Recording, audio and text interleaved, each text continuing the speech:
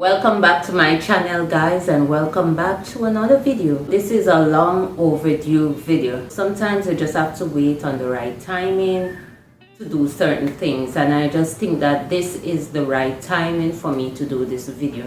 For persons who are close to me, a lot of you already know that I am no longer working at the chocolate factory. A lot of people know that I'm in Trinidad and Tobago, and now that I am on YouTube, on the worldwide net, I put out a lot of information about myself, which I've never done before because I tend to be a private person. But sometimes it is best for you to share your experience. You don't know who you might be motivating. You don't know that other persons might be going through the same situation and they find some form of satisfaction or motivation listening to your videos or listening to your stories. And I just want to say thank you so much to all the people or all the persons who normally stop by just to check out my videos and share their opinions and their experience. I really appreciate it. Thank you so much. Back to business, why I am making this video.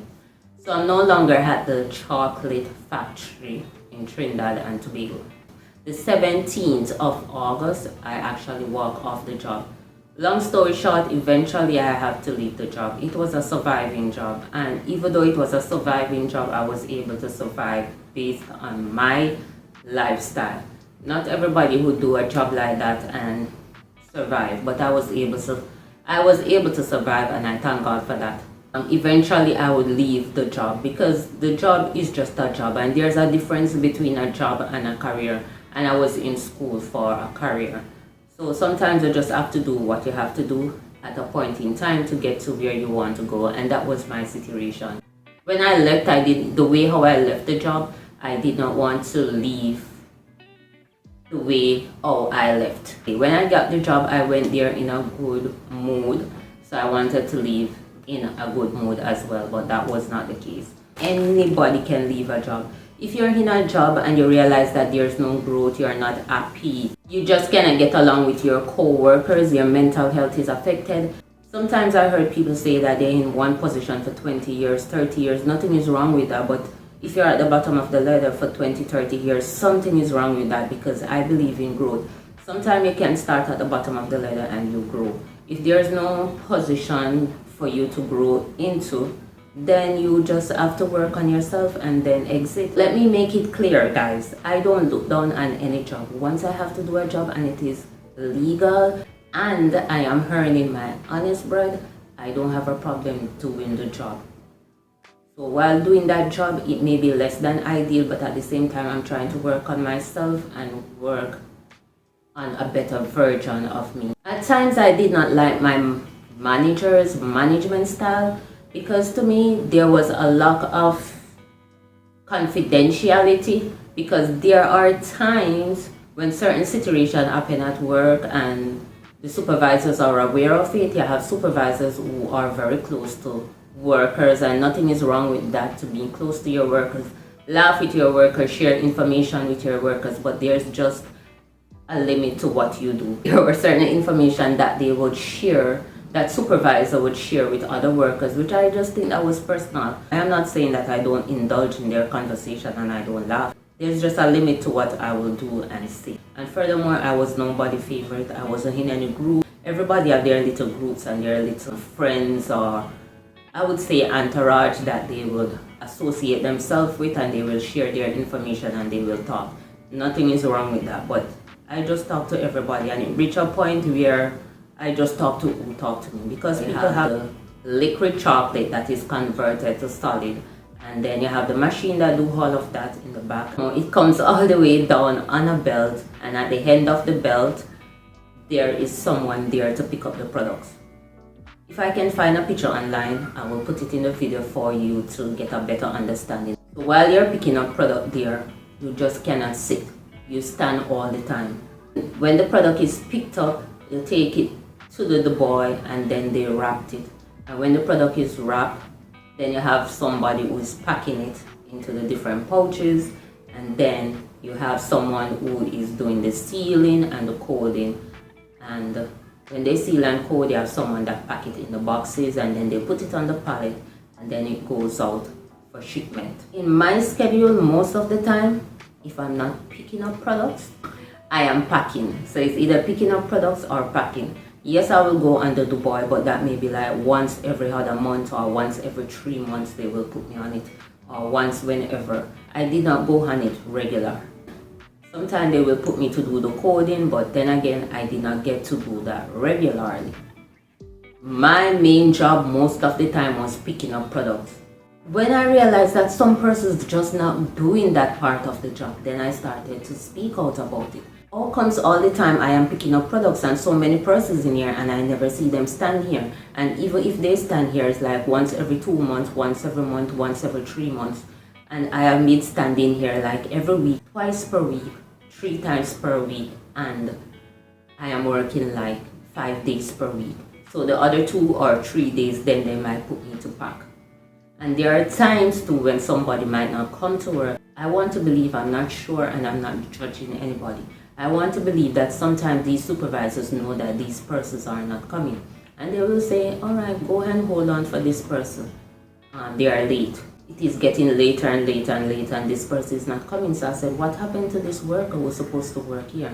I'm holding on for them and I don't see them. Sometimes they would like, well, I don't know, they didn't call, or maybe sometimes they would say, you know, this person is not coming today. So automatically now I have to work that position. I have to pick up the products.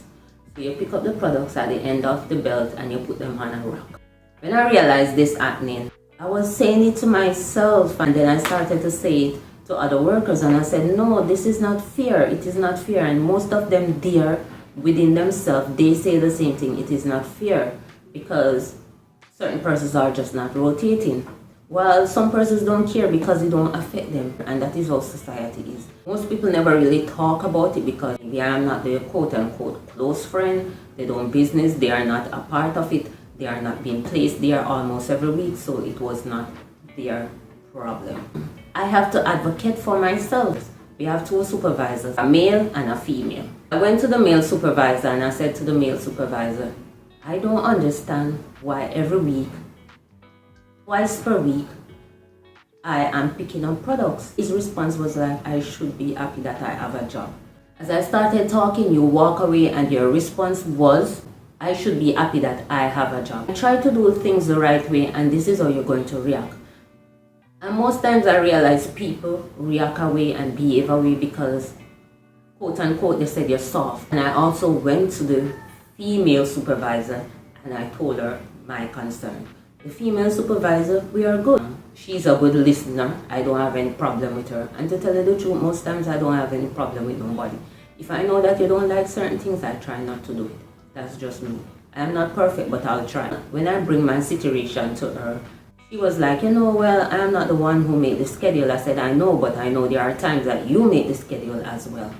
And she said, okay, whenever she's making the schedule, she will try to do a better rotation, or she will try to rotate it as best as she can. Although, you know, people tell you one thing and do the opposite. Well, finally, I was waiting on her to build the schedule, and she did build the schedule, and she put me right back there. And the funny thing about it, sometimes when they make the schedule, they wait until the end of the shift to put up the schedule. And when they put up the schedule, sometimes you cannot find the supervisors. They already leave the department. So that was what happened that particular day. And these persons, they don't respect me and they know what they're doing and they know that it is not right. When I look at the situation and I realize that people is taking this thing for a mockery or they're making fun of the situation, I said no. I started to think about how I can get out and ways that I can get out. Get out means that like find a next job, find something else to do. Sometimes every day I am there picking up products. Because there are times when persons need to go on break, go on lunch, use the bathroom, or whatever they need to do outside, they will call me and say, can you hold on for me? Because that line cannot stop until it's finished.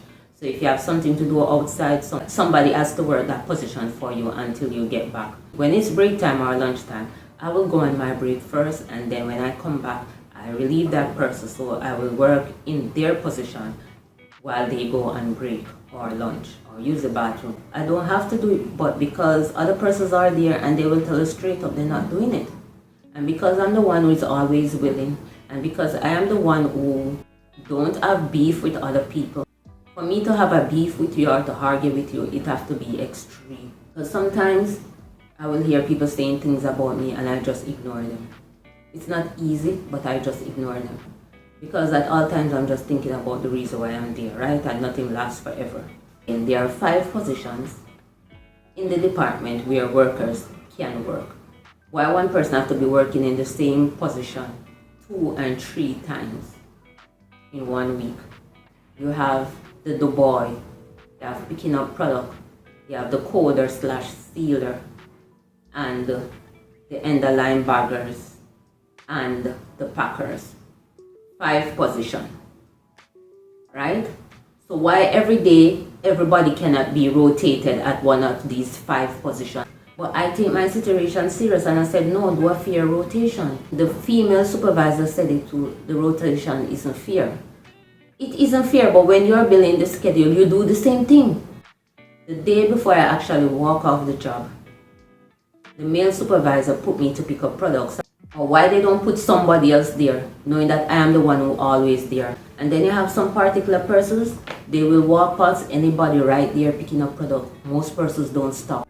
They go somewhere else. Sometimes you'll be there and you literally have to call somebody and say, listen, I need to go and break. Somebody need to come and relieve me. And it's like, everybody like, oh, I don't like to pick up product. I don't like to work there. I don't like to do this. So sometimes I don't say anything. Let everybody walk past. Hey, everybody doing what they want to do. So when I get the opportunity sometimes, my feet tired, my feet burning so much, I just find somewhere outside to go and sit and take a little 20 minutes or a little 10 minutes and rest my legs. So as I was saying, the day before I actually leave the job, the supervisor, the male supervisor, put me there to pick up product. Put me on the schedule to pick up products.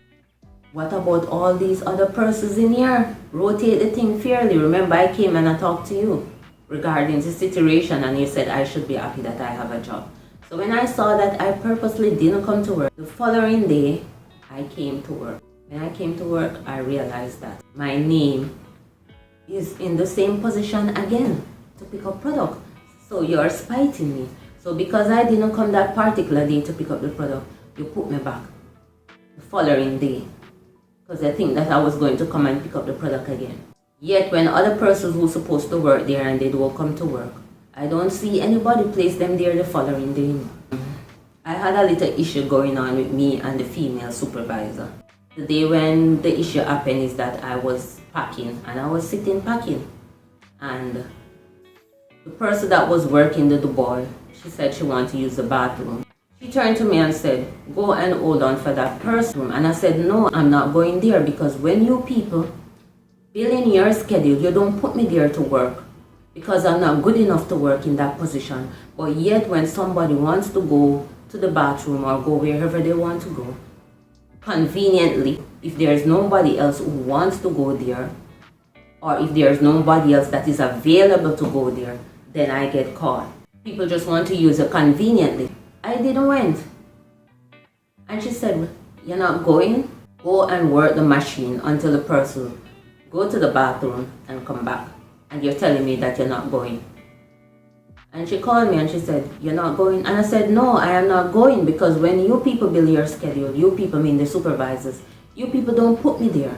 You don't put me there to work. So why should I go? I did not went that day. And of course she wrote me up. Yes, she write me up. Write up basically is like a disciplinary procedure. So they're going to bring you to the bigger management. And based on the write-up, she said I disobeyed her orders, which I did. But I just explained to you the reason why I did it. A few days after it was my hearing. My hearing, which means I have to meet with the HR and the production manager. So when I went to the meeting with the HR, and the HR said, tell me what happened. She was in the meeting too. And I was frank about it. I said, fear is fear. And I told the HR the same thing. I said, their rotation is not fair. It is not fair. And because of that, that is why I did what I had to do. And he was like, yes, he understands, but in situation like this, you need to comply first before you act. I need to comply first and then make a report. So I said I was complying all along. I was complying all along, and I did talk to she, and I did talk to the other male supervisor. And he said, oh, you should have taken it to higher management. You should take it to higher authority, which I never did. I don't know what you call write-up in your you're part of the world, but it is like a form of disciplinary procedure. It's like a warning, right? So it's a warning that I disobey her orders. Yeah. At the end of the day, it didn't mean anything to me, honestly. Yes, I do appreciate the job, but I'm not sorry for what I have done. No, I am not sorry. I didn't just get up and do it. And then when I look at the situation and then all the gossiping and the talking, because people were saying that, oh, I am the supervisor, because supervisor talked to me and I don't listen to the supervisor. So obviously I am the supervisor and the supervisor is the worker. They're not looking at things from my perspective, but I do understand, and people will always be people, and you just cannot stop people from saying what they want to say. And they had a good time about it, and they had their discussion and they had their laughs, and when one thing happened in one department, other people will bring it to their friends from other departments. Well, I hope they just talk things as how it is, because sometimes people will not understand what you're going through until they are in your shoe. And if you don't wear somebody's shoe, you will not know how well it fits. You will not know how much it is squeezing them. And I just retaliate. And as I said before, I am not sorry. I am not sorry. Laba laba. When I used to be off on a Friday, I get to understand that you were the one saying that every Friday when I don't come to work, I was going to immigration. Laba laba. At that time, I had classes. So what I basically did, I asked for authorization to take my vacations on those Fridays when I have that class. But at that time, nobody didn't know that I was going to school. You and the next lady, according to you, our mother-in-law no stop cuss her and she needs to come out our mother-in-law people them place. You see one sister laba laba. And you see one said the reason why the girl cannot respond is because she in her people them place. So anything what they do to her, she have to take it. Laba laba. I want the supervisor to understand that you is no friend. You stab the lady in her back just like how they crucified Jesus Christ. And Miss Lady, supervisor, I know she's gonna deny it, because she's a little liar.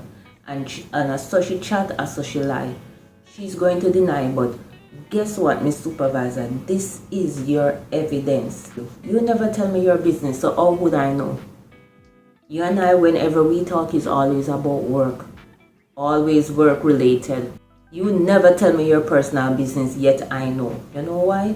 Because that girl that you're telling things, she cannot keep her mouth shut. She normally go back and say things, and then she's like, don't say anything to nobody. That is how she is.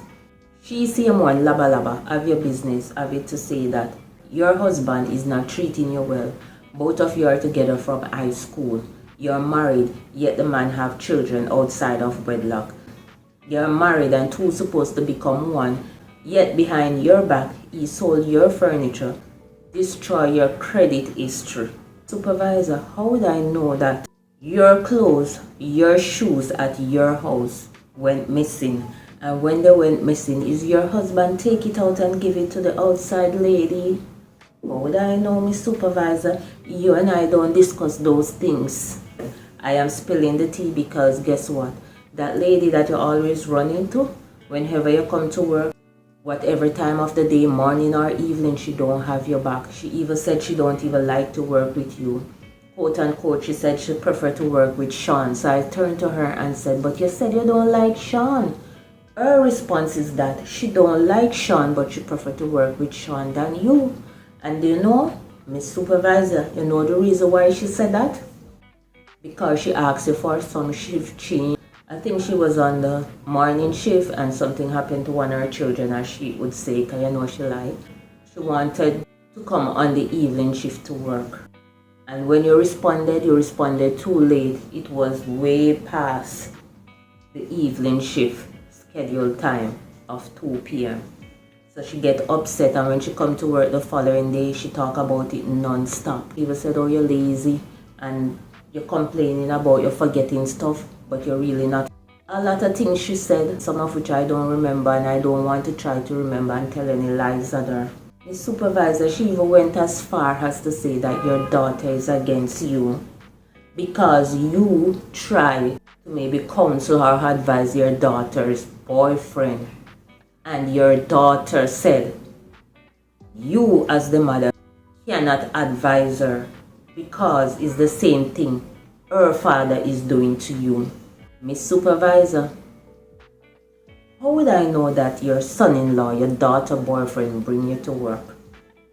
Remember when your hand did damage?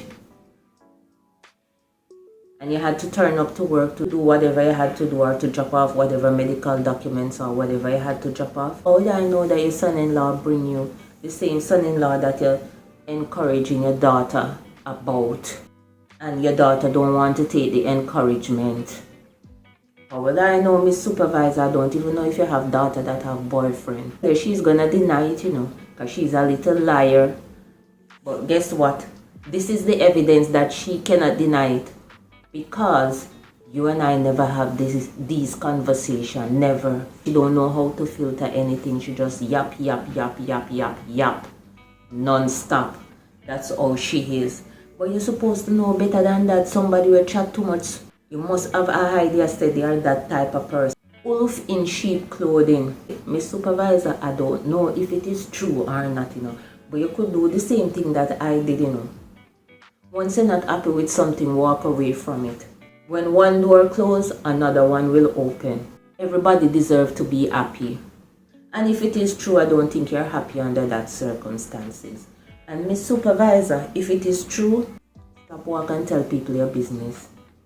Especially the one that will always seek attention. She always have a story to tell. So you don't know what is true from what is not true. Miss Supervisor, the next thing I really want to bring to your attention, Miss Laba Laba and Supervisor. You remember one day that we were at work and you tell Laba Laba to help Ozzy add the labels to the boxes, and Laba Laba said she's not doing it because when Zaid is doing it, Zaid do it alone. So why Ozzy need help? And she went as far as saying that whenever Ozzy have a little free time, he's always outside on his phone. But Miss Laba Laba, you do the same thing too. The same thing that you're watching on other people is the same thing that you're doing. The same thing that you're pointing out about other people is the same thing you're doing. And you need to stop it. That's double standard. Oh, she was across from me on the sealer/coding machine. And I overheard that conversation and I pretend as if I didn't hear. And we went on break and we came back. And when we came back, Miss Supervisor, you gently say to me, because you're not a person who boss up people, and I must give you your credits. You gently say to me that go and help Ozzy add the labels to the boxes. And I went and I didn't complain, I didn't retaliate, I didn't say anything. And I went and I stick those boxes. Didn't she disobey your orders at that time? She didn't get any write-up. She didn't get any write-up. But my mother always said, Puss and dog don't have the same luck, and that a true two person can do the same thing and they get two different type of punishment. I have reasons to do what I do. Most people won't understand, but if the shoes was on their feet, they would understand. But that's still alright.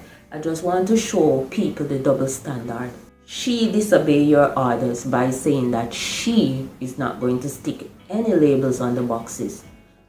And then she went on to say, when Zaid is doing it, Zaid do it alone. Zaid don't get any help, so why Ozzy need help?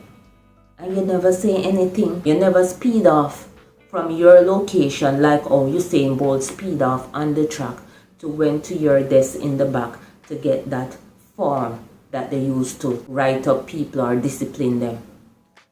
The day I saw the speed that you move with, and that still never drive a fear in me. You never did it for her.